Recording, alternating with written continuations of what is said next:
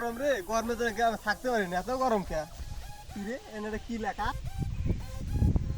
এটা কি লেখা? আমি তো লেখা পাওয়া যায় না, কি করি আর কারে ধর্ম? আশপাশে তো কারো দেখি না, কি লেখা?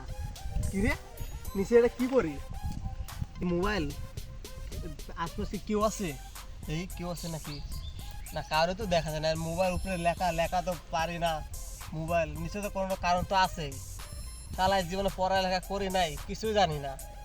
এখন তো দেখা লাগবে কার কি না, অজগর নেওয়া যাবে না। আশপাশ তো কারো দেখি না, যে কি করি? আমি তো বিপদে পড়ে গেল। এ ভাই, এ ভাই, এ ভাই দাদা না কি লেখা? বলবো না ভাই। ভাই বলো, ভাই বলো। ভাই বলবো না।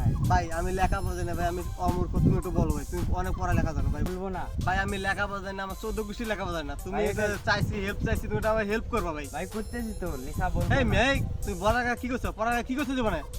এটা লেখা হতে পারে না ভাই, ক ভাই। বলবো না ভাই কর। ভাই। এ ভাই শুনেছি।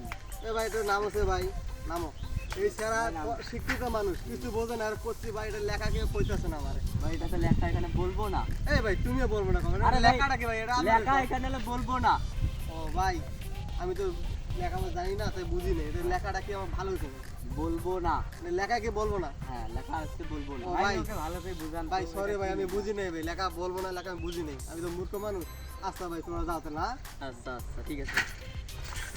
যাও ভাই যাও।